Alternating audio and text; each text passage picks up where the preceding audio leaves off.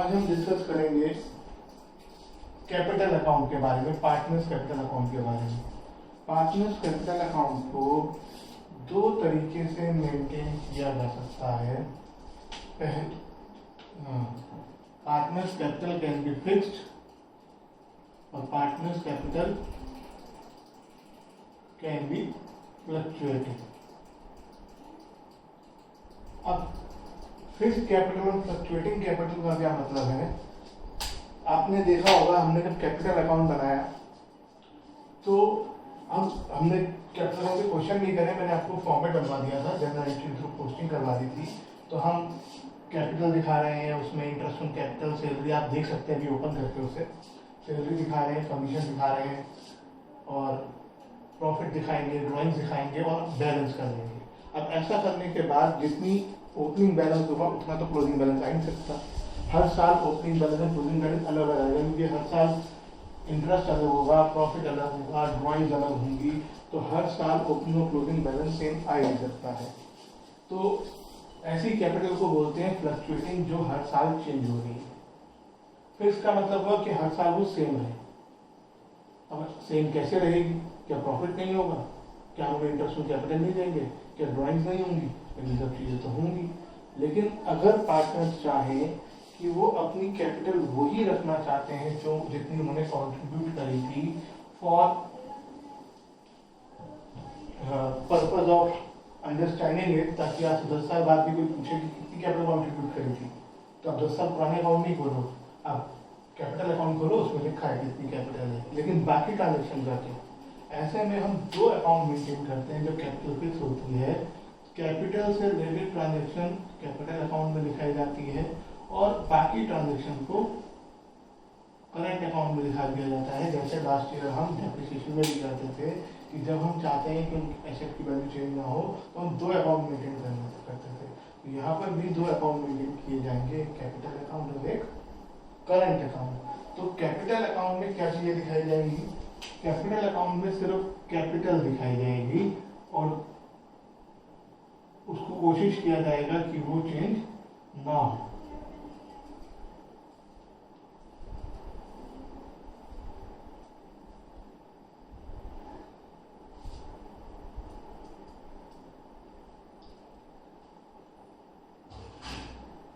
Capital account में ये format है कैपिटल अकाउंट का, ओपनिंग बैलेंस आएगा। अगर हम इसमें कुछ भी लिख देंगे तो वैल्यू चेंज हो जाएगी, तो इसलिए और कुछ नहीं लिखेंगे। क्लोजिंग बैलेंस आएगा।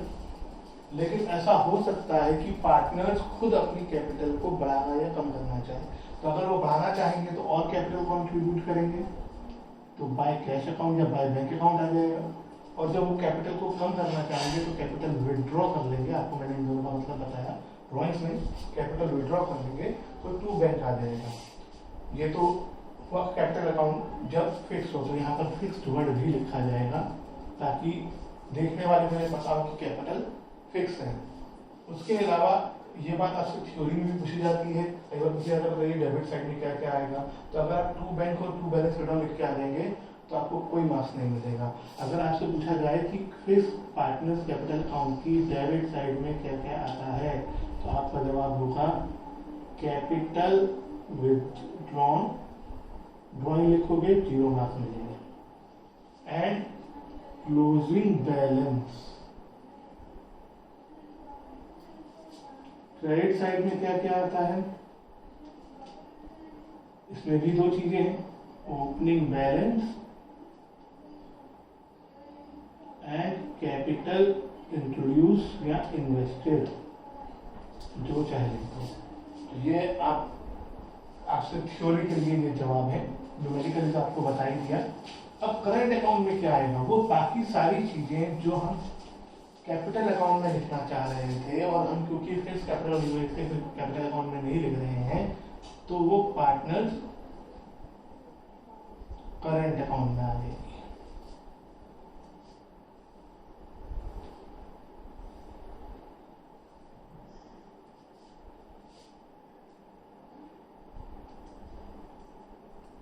करंट अकाउंट का ओपनिंग बैलेंस किसी भी साइड हो सकता है, डेबिट में भी हो सकता है, क्रेडिट में भी हो सकता है। अब अगर आप आपको ने जो पहले कैपिटल अकाउंट बनाया था उसको अगर आप ओपन करें तो उसमें हम क्या क्या लिख रहे थे, हमने बाय बैलेंस ड्रॉडाउन लिखा था, बाय कैश लिखा था, बाय कैश मतलब कैपिटल इंट्रोड्यूस, लेकिन वो तो वहां आ गया। हमने बाय इंटरेस्ट ऑन कैपिटल लिखा था, बाय सैलरी लिखा था, बाय कमीशन लिखा था। वो सारी चीजें जो हम कैपिटल अकाउंट में दिखा रहे थे, कैपिटल अकाउंट में दिखाने की जगह वो यहाँ दिखाई जाएंगी। पीएल प्रिपरेशन अकाउंट लिखा था, डेबिट साइड में हमने ड्राइंग लिखा था, डेबिट साइड में हमने इंटरेस्ट ऑन ड्राइंग्स भी लिखा था, और डेबिट साइड में हमने लॉस के केस में पीएल प्रिपरेशन अकाउंट लिखा था। हमने टू कैश भी लिखा था, वो कैपिटल विड्रॉन था, वो पार्टनर्स कैपिटल अकाउंट में चला गया। कोई भी चीज दो बार नहीं आएगी। कैपिटल अकाउंट में सिर्फ दो ही चीजें आएंगी, एक कैपिटल इंट्रोड्यूस, एक कैपिटल विड्रॉन, सिर्फ दो ट्रांजेक्शन। बाकी कोई भी ट्रांजेक्शन होगी वो करंट अकाउंट में आएगी। बाद में करंट अकाउंट को बैलेंस कर दिया जाएगा। करंट अकाउंट का क्लोजिंग बैलेंस किसी भी साइड हो सकता है। दूसरी इंपॉर्टेंट चीज, फ्लक्चुएटिंग कैपिटल अकाउंट का बैलेंस किसी भी साइड हो सकता है, लेकिन फिक्स्ड कैपिटल अकाउंट का बैलेंस हमेशा क्रेडिट साइड में होता है, बाय बैलेंस ड्रॉडाउन नहीं होता है। उसमें कभी भी नेगेटिव कैपिटल हो ही नहीं सकती, क्योंकि उसमें ऐसी कोई ट्रांजेक्शन आती ही नहीं है।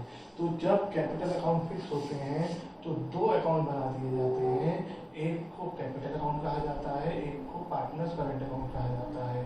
पार्टनर्स कैपिटल अकाउंट में सिर्फ दो ट्रांजेक्शन रिकॉर्ड होती हैं ऐसे सिचुएशन में जब कैपिटल फिक्स हो, एक कैपिटल इंट्रोड्यूस, एक कैपिटल विड्रॉन, और उसके अलावा कोई भी ट्रांजेक्शन आपके लेवल में आएगी तो आप देखोगे पार्टनर्स करंट अकाउंट। तो आपको ध्यान होगा, हमने जो कल न्यूमेरिकल कहा उसमें एक क्वेश्चन में आपको क्वेश्चन में पार्टनर्स करंट अकाउंट दे रखे थे, इसका मतलब कैपिटल फिक्स है।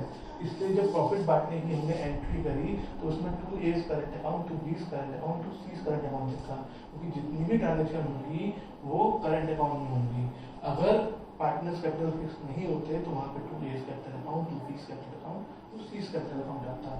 यानी अगर पार्टनर्स कैपिटल फिक्स हो तो दो ट्रांजेक्शन को छोड़कर एक कैपिटल इंट्रोड्यूस, कैपिटल विड्रॉन, हर एक एंट्री में जब पार्टनर के अकाउंट को क्रेडिट करना हो या डेबिट करना हो तो करंट अकाउंट आएगा।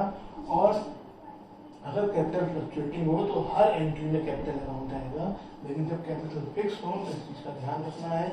मैक्सिमम क्वेश्चन में कैपिटल फ्लक्चुएटिंग होती है तो फिक्स वाले पोर्शन पे बच्चों का ध्यान नहीं जाता है।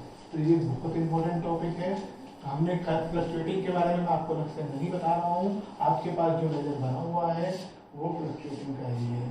अब हम बात करते हैं एक टॉपिक की, P&L प्रिपरेशन में हमने मैंने आपको लास्ट ईयर बहुत बार समझाने की कोशिश करी कि एक वर्ड होता है एप्रोप्रिएशन, एक वर्ड होता है चार्ज। मैं फिर से याद दिलाता हूँ, चार्ज वो होता है जो हमें चाहे प्रॉफिट हो चाहे लॉस हो हमेशा देना पड़ेगा, और एप्रोप्रिएशन वो होता है जो प्रॉफिट में से ही देना पड़ेगा। तो यहाँ पीएल प्रिपरेशन अकाउंट में हम जो interest on capital, salary, commission देते हैं पार्टनर्स को, ये सब एप्रोप्रिएशन है। इसी वजह से ये पीएल प्रिपरेशन में आते हैं। ये हमें देना ही तभी पड़ेंगे जब हमारे पास प्रॉफिट होगा। अगर बिजनेस को लॉस होगा तो किसी भी पार्टनर को कोई इंटरेस्ट ऑन कैपिटल, कोई सैलरी या कमीशन नहीं मिलेगी, चाहे पार्टनरशिप डील में भी लिखा हो कि उनको सैलरी देनी है, लेकिन नहीं मिलेगी क्योंकि बिजनेस को लॉस हो रहा है। जब बिजनेस को प्रॉफिट होगा तभी उन्हें सैलरी, कमीशन या कुछ भी दिया जाएगा। और मान लो हमारे पास प्रॉफिट जो है वो 50,000 का है, ए की सैलरी है 30 और बी की भी सैलरी है 30, यानी कितना देना पड़ेगा हमें 60। अगर हम 60,000 देंगे तो ये तो हमारे पास 60,000 है ही। तो रूल कहता है कि हम इसको भी 25 दे देंगे, इसको भी 25 दे देंगे, और इनकी सैलरी इनको 50,000 मिल जाएगी। और अगर मान लो पार्टनर 4 है तो चौथे पार्टनर के लिए वो सैलरी नहीं देनी है तो प्रॉफिट नहीं बढ़ेगा। देखिए 50,000 से हम 60,000 सैलरी नहीं दे सकते क्योंकि 50,000 का ही प्रॉफिट है। ऐसे ही मैनेजर कमीशन भी जो कल क्वेश्चन में आई वो प्रॉफिट पे डिपेंड करती थी, इसलिए उसको यहाँ पर दिखाया गया वो मैनेजर कमीशन करके, क्योंकि अगर बिजनेस को प्रॉफिट नहीं होता तो मैनेजर को कमीशन भी नहीं दी जाती। तो जितनी भी एप्रोप्रिएशन होते हैं वो यहाँ आते हैं, और एप्रोप्रिएशन में 99% ट्रांजेक्शन पार्टनर से रिलेटेड होती है। तो कई बुक्स में ये गलत लिखा हुआ है कि पार्टनर से रिलेटेड ट्रांजेक्शन एप्रोप्रिएशन अकाउंट में आती है। बेसिकली एप्रोप्रिएशन आते हैं यहाँ पर। एप्रोप्रिएशन मतलब जो प्रॉफिट को बांट के दिए जा रहे हैं, जो प्रॉफिट से डिपेंड करते हैं, अगर लॉस होगा तो नहीं दिए जाएंगे। दूसरी इंपॉर्टेंट चीज, इतना कुछ तो हमने समझा ही, लेकिन अगर पार्टनरशिप डीड अलाउ करे तो ये सब रूल चेंज हो जाएंगे। अगर पार्टनरशिप डीड कह रही है कि चाहे प्रॉफिट हो चाहे लॉस हो सैलरी देनी है, तो ऐसे में हम उनको पूरी सैलरी देंगे, क्योंकि पार्टनरशिप डीड में ऐसा लिखा है। लेकिन अगर पार्टनरशिप डीड सिर्फ ये कह रही है कि सैलरी देनी है, तो सैलरी हम सिर्फ तभी 60,000 तभी देंगे जब हमारे पास 60,000 का प्रॉफिट होगा। क्योंकि हमारा 50,000 का प्रॉफिट है तो हम सैलरी भी 50,000 के हिसाब से ही देंगे। ये ध्यान रखना है। अभी इस तरह के न्यूमेरिकल हम आगे करेंगे, ये मैंने आपको एडवांस में समझाया। इसके बाद हम जो न्यूमेरिकल्स करेंगे उसमें पीएल प्रोफेशन अकाउंट और पार्टनर्स कंटेंट अकाउंट कहीं कहीं क्वेश्चन में करंट अकाउंट भी बनाने को आएगा।